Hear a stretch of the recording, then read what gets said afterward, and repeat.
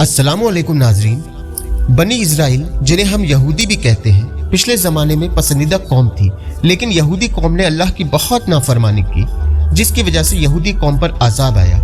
यहूदी कौम पर आज़ाब का एक किस्सा इस तरह दर्ज है। रिवायत है कि हज़रत दाऊद अलैहिस्सलाम की कौम के 70,000 आदमी थे, जो उकबा के पास समंदर के किनारे ईला नामी गांव में रहते थे, और ये लोग बड़ी खुशहाली की जिंदगी बसर करते थे।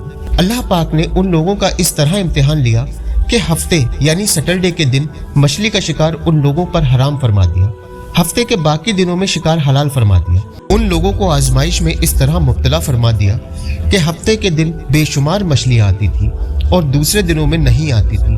तो शैतान ने उन लोगों को यह हीला बता दिया कि समंदर से कुछ नालियां निकाल कर खुश्की में चंद हौज बना लो। जब हफ्ते के दिन उन नालियों के जरिए मछलियां हौज में आ जाया करें तो नालियों का मुंह बंद कर दो।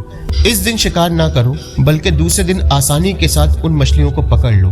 उन लोगों को यह शैतानी हीलाबाजी बहुत पसंद आ गई। उन लोगों ने यह नहीं सोचा कि जब मछलियां नालियों और हौजों में कैद हो गई तो यही उनका शिकार हो गया। तो हफ्ते ही के दिन शिकार करना पाया गया, जो उनके लिए हराम था। इस मौके पर यहूदियों के 3 गिरोह हो गए।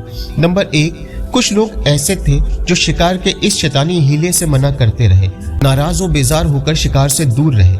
नंबर 2, कुछ लोग इस काम को दिल से बुरा जानकर खामोश रहे, दूसरों को मना नहीं करते थे, बल्कि मना करने वालों से कहते थे, तुम लोग ऐसी कौम को नसीहत करते हो जिन्हें खुदा हलाक करने वाला है और सख्त सजा देने वाला है।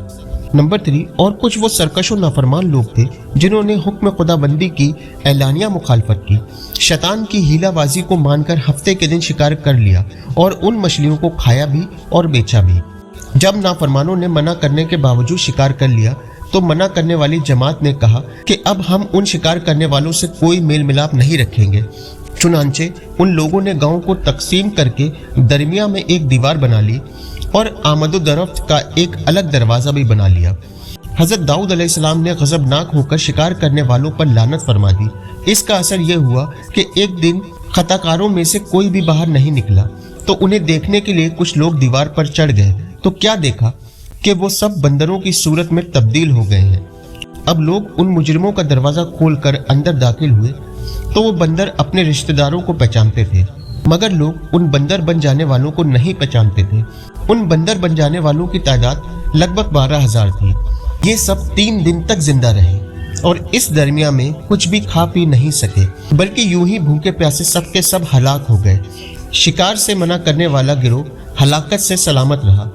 और सही कौल ये है कि दिल से बुरा जानकर खामोश रहने वालों को भी अल्लाह सुब्हानहू व तआला ने हलाकत से बचा लिया।